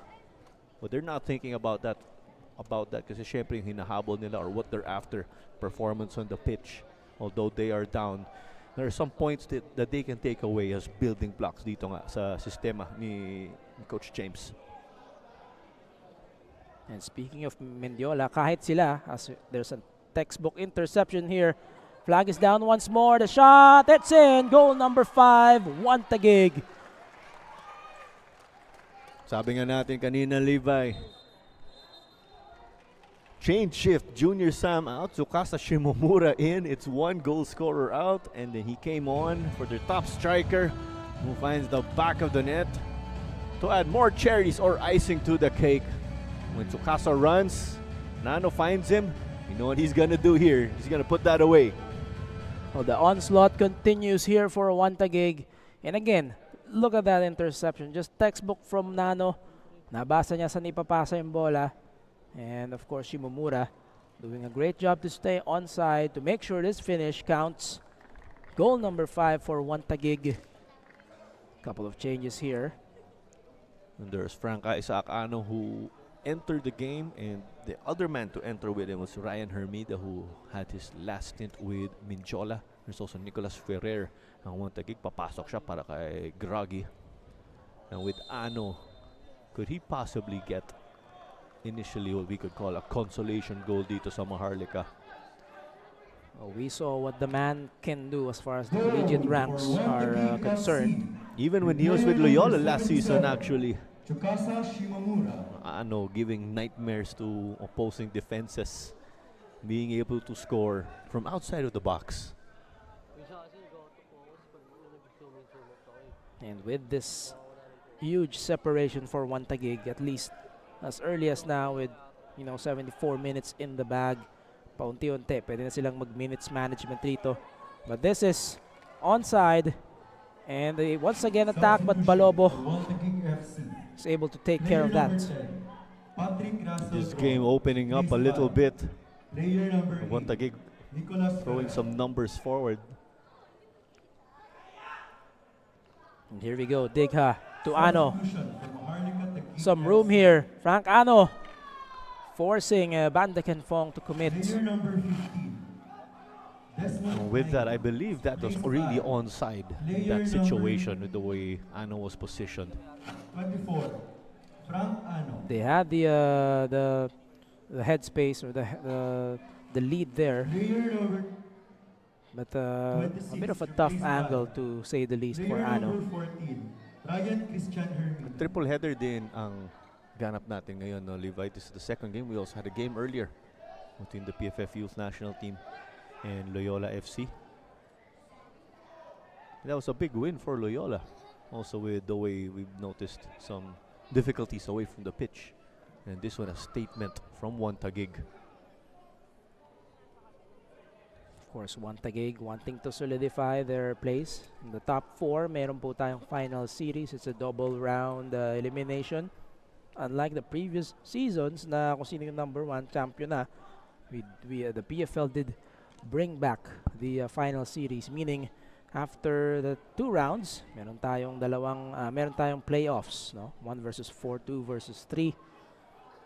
We introduced that back in 2017, the initial season, the PFL. A shot from distance. And Balobo again, save number 1,000 already for Balobo. It's been that busy evening for him. Tawag na natin sa kanya siguro, Captain Kenry, the way he's been playing. And yung sa final series nga, no, it's the top 4, may semifinals, and then the winners there will figure in the finals. But there is that massive, or you could say, massive incentive for teams to finish in the top 2, not just make it to the top 4. You want to finish in the top 2 because if you are number 1 after the elimination or the double round robin, you will be making it or qualifying to the AFC Champions League 2 group stage sa susunod na season, which will be later this calendar year. Yung number 2 naman sasali sa qualifying playoff of the AFC Champions League 2, and kung ma-eliminate sila doon or lose just once, he'll slide down to the AFC Challenge League, which is the 3rd tier now. But you can see Asian football or football in the AFC has really skyrocketed when it comes to level of play. As we saw Mahmoud Ali, a former youth national team player, enter the game for some minutes. A massive restructuring for the better, no, for the Asian Football Confederation. Ang ganda ng ginagawa nila, of course, for continental, for regional football. And yes, that's the bigger picture for these domestic clubs. Ay, teka lang, Levi, meron pa. the final series champion who will be representing the Philippines Football League's ASEAN Club Championship, Yan. which is the Shopee Cup. That's the purpose why it was put up as well. Talagang kumbaga yung football ecosystem ng yung mga liga and how it fits or complements each other. You Yung see, tinitingnan ng mga clubs dito. you see also that you get extra funding or prize money when you get to play in these overseas competitions, which is massive for these clubs. Malaking tulong din syempre sa Philippine football. Exactly. You know, every win, ang laki ng premyo na naka-allot, no? And Balobo, this time using his head. Oh, A bit of contact there from Aldeguer. you saw also Sato just knocked it with one touch to get it back into the edge of Henry Balobo's goalkeeper area. That's why he was called to action. No one there to deal with Daisuke Sato. Sato had space. Quality from him there. As Daisuke Sato has shifted over to the central midfield position now with the way they've inserted Nicolas Ferrer and Mahmoud Ali bilang fullback. You can just kumbaga sense the disparity in quality so far, and that's the level Maharlika Taguig wants to be at. No, but it's not gonna take an overnight process. Pero from within, no, the individual level, they can start with that, the skill, and then put it all together. 79 minutes now, Aldeguer. And now Ferrer Jr. getting a touch as well. So, still part of the field here. Looks like he is going to go the full 90. And earlier, I just wanted to point out that goal of Andres Aldeguer made it goal number 20 for one Taguig ngayong season. And then with what Tsukasa Shimomura did, it's that magic 21. And they've only conceded 5 goals so far in this season. One of the best defenses in the league, actually. So a plus 16 goal difference. It matters sometimes. That's one of the tiebreakers. Kung di madadaan sa points. Yan ang pangalawa. Lob into the box. Nagtulong na lang si Ali tsaka si Bante Kenfong. Tandaan nga natin itong goal difference. Siguro wala talaga siyang bearing ngayon. But towards the end of the tournament, pag nasa match number 16, 17, 18 na ang mga team natin, doon na talaga natin makikita yung effect of goal difference. Every match counts. Every conversion counts. And pati yung mga conceded goal. That's why it is, a total team effort. Such a massive understatement, no? Kung ano yung kino-convert ng mga forward, ng mga wingers, and midfielders sometimes. Kailangan din namang trabahuhin ng defenders to, make sure lowest amount of conceded goals each time you play on the field. Yan din yung dahilan, right, on why teams have to still continue to play despite of you leading 5-0 or trailing 5-0. And it's also in this aspect respect from one Taguig giving respect to their opponent by continuing to play all out as it's offside right now. Shimomura. So sinubukan pang makaisa. Serge Caule looks like nagka-cramps na. And si Hiraishi nang lumapit sa kanya. Siya yung pinakamalapit. Yan yung brotherhood na sinasabi natin sa football community. 81st minute of the action. Not only respect towards the opponent, but the game itself, the sport itself. Sabi nga nila, kung ito ay laro na, wag mo nang laruin pa further, no? And also with Maharlika Taguig continuing to give their all also, right? Despite of the struggles. It goes both ways. Yeah, some of the highlights here. This was the conversion by Aldeguer. Pati tayo natigilan for a moment. We thought it was wide, but it just went in. Ako naman, Saktong-sakto lang. naaliw ako dun sa service ni Oli Bias. And then this was also onside. Shimomura does the rest. So a total of 5 goals. 3 in the first half. 2 in the second half. And Nano Amita with a goal and an assist. Could be a solid candidate for man of the match. We will find out. And because of that goal, naka-shoutout na si Nano Amita. What more if you're man of the match makes it a Shoutouts. memorable game. Kahit may shoutout na, kahit na-shoutout na rin kanina. Video dedication na. Oh, great back heel. What a way to build up. Not the first time we've seen it from Andres Aldeguer. He did something similar earlier, a flick to escape the defense. Couldn't get it quite here though against Lucindo. Both young players right in that spell actually, or exchange. Good challenge by Lucindo to say the least. No, sinalubong lang itong si Aldeguer without making contact with the body para hindi foul. 83rd minute. I'll do some confirming, but it is possible those two guys played against each other in UAAP high school football. Yes. Andres Aldeguer opted to make the jump to the PFL, but in between he did not lose his eligibility to play as an amateur because he was with the ADT for a while, which was the youth national team. Then guest team sila, so hindi mawawala yung amateur status ng mga player dun, no? And then he did play in the USA for some time but opted to focus. At dito siya pumunta sa Taguig, si Andres Aldeguer.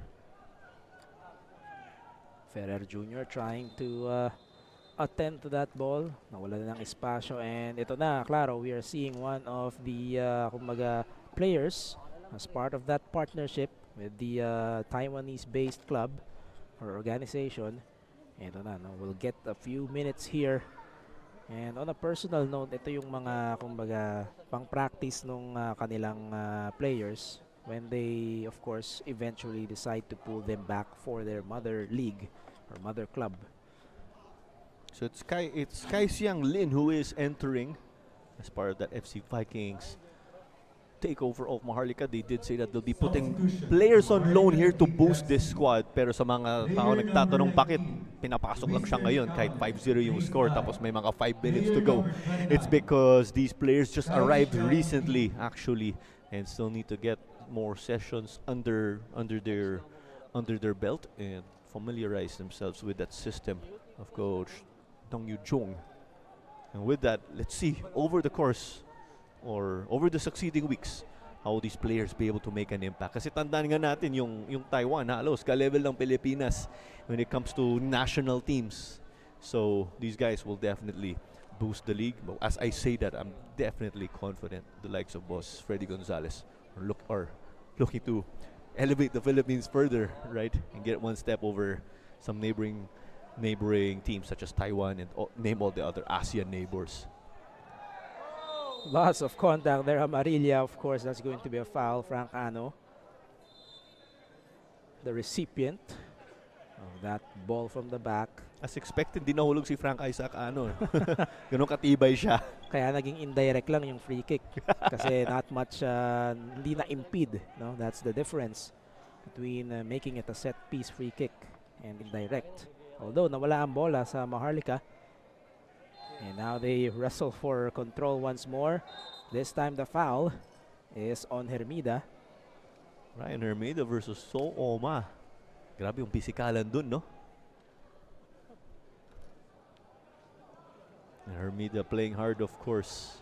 It could be a statement to see how he could be utilized more in the succeeding games. And Hermida just jumped ship from Minjola, as we said also earlier. 86 minutes now, so I guess it's safe to say that, well, with an impending win, but also the minutes management, we might as well start here for Taguig. It's great that you pointed that out regarding Ryan Hermida, because as we all know, usually in domestic football, 5 substitutions lang allowed. So when you have about 11 to 13 players, pahirapan pa yung makakuha ng substitution. No? You have to earn it. Or football in general, ganun din sa international. You have your 5 subs.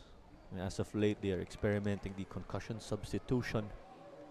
As of late, I can see with Shopee Cup and AFC Champions League 2 games, there is also the option of the concussion substitution if necessary.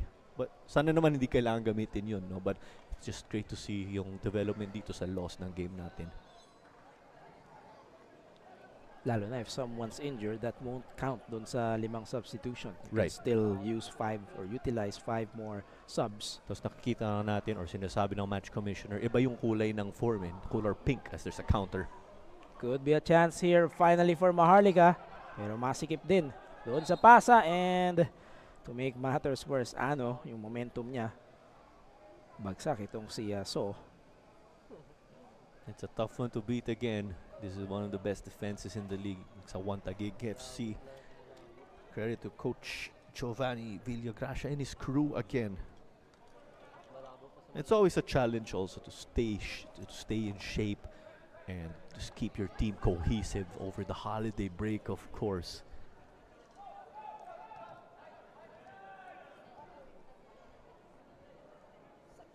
'88 minutes now, about 2 more plus added. One thing that Taguig did consistently throughout this contest is the build-up from the back. It didn't really seem that they had problems. Sometimes they go direct, nagdadiagonal sila. Pero sometimes short passes like this sequence. At sabi ko rin kanina, tabla sila Junior Sam at Tsukasa Shimomura. 4 goals apiece on the overall tally this season. Pero nakalima na si Tsukasa Shimomura thanks to his exploits earlier. Instant impact talaga for Shimomura.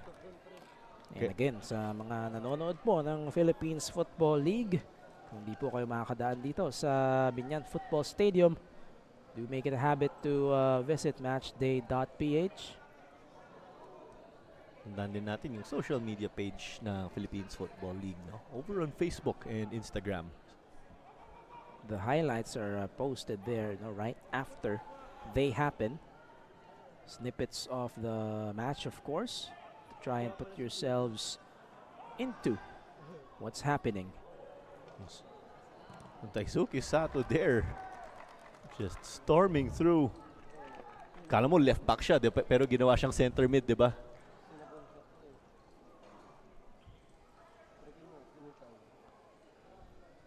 But it's 5 goals, 5 different goal scores. If we run through it again, it's a goal-scoring party. Junior Sam, Dennis Chung, Nano Amita, Andres Aldeguer, Tsukasa Shimomura. 1 goal each. That's how it's 5-0 right now. We gotta give credit, of course, to the system of this team. Tandaan din natin yung chemistry, diba? Because yes, this is a very talented team when you look at them, or the players individually, and Coach Giovanni and his staff are able to make sure that they're on the same page. Andun yung chemistry. That's the balance you want if you're Taguig. Hindi lang binubuhat ng isang players, just a total team effort here to be able to create those opportunities. Nakakuha pa ng corner itong si Oliver Bias. And 3 minutes of added time. Not much stoppages throughout the second half. I just wanted to add also with Maharlika Taguig, what's there to play for? Spoiling the clean sheet. 3 minutes. A clean sheet is, well, there's an impending clean sheet for Taguig by keeping their opponents goalless. So Maharlika will want to spoil that. Yan ang magiging consolation nila for the drive back home. Here's the delivery, and that one just above the bar. Chances aplenty here for Taguig throughout this contest. Just a statement win here in the making. And that was another quality delivery, getting it into that dangerous area. Taguig just checking all the boxes here in what has been a 5-0 masterclass here of sorts. Digha. Balik muna kay Saidi, that is. And finally, Kenry. Hindi pa nakontento itong Taguig. Pressing high here. But with that, if you can handle it well, makaka-breakaway kayo. And that's part of what Maharlika has to do better in mga situations na ganyan. Sabi din natin, no, it was a challenge for Maharlika Taguig heading into this game as they played a young center back pairing with an average age of 19 years old, right? So this is going to pay dividends long term in a good way, itong experience na to. Collected by Mahmoud Ali, sending a high ball. And now for Bias once more. Restorenas trying to bother Sato. Hiraishi. able to sell that call. Although may contact naman talaga from Saidi. See, Jarell Aristorenas has been shot silent in this game with the way Juan Taguig has been able to just take control over the progression of this match. Could be the final sequence as well. He send it up front, Andres Aldeguer, pero tatlo ang sumalubong. Kung pasok yan, that wouldn't have counted. He can actually get a Flag. card for that. Pero sinalo na lang ni Henry Balobo because as a goalkeeper, you want Muscle to do, memory. you want to do what you can also sa psychological battle, di ba? Mind games ang tawag doon.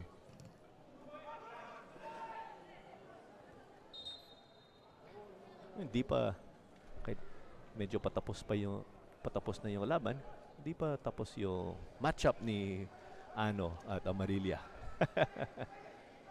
And dalawang clean sheet ang magka-count rito. Isa kay Van de Kenfong, isa kay Camerad.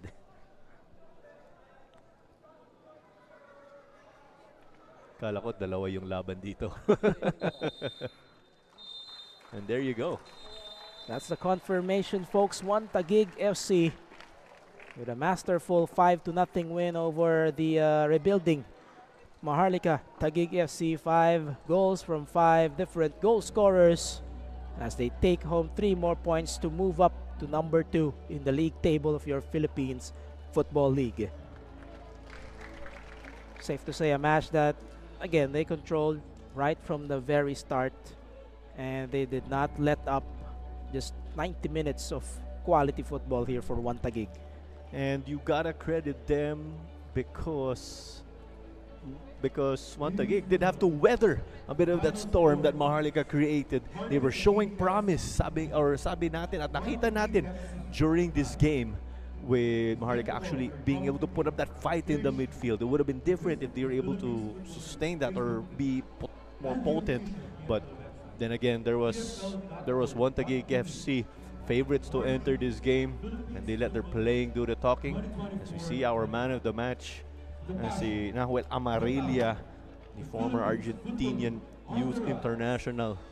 And with that, sabi nga natin kanina, medyo tahimik yung game niya because with the way he's so solid at the back, he was able to help them out when it came to the attack, distributing, and they got to score these goals, of course, thanks to that big presence dun sa likod.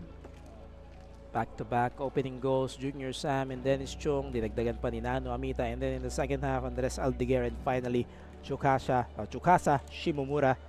Our nightcap, Mendiola FC 1991 and Davao Aguilas at 8:30 in the evening. But for now, we'll leave you with the highlights, and on behalf of my partner Claro Manzano and the entire Matchday.ph crew, this has been Levi Virora on the call, saying wherever you are, wherever you're from, this is the Philippines Football League on the rise, and we'll see you at the games. Juan Taguig 5, Maharlika Taguig 0. Stay tuned for more.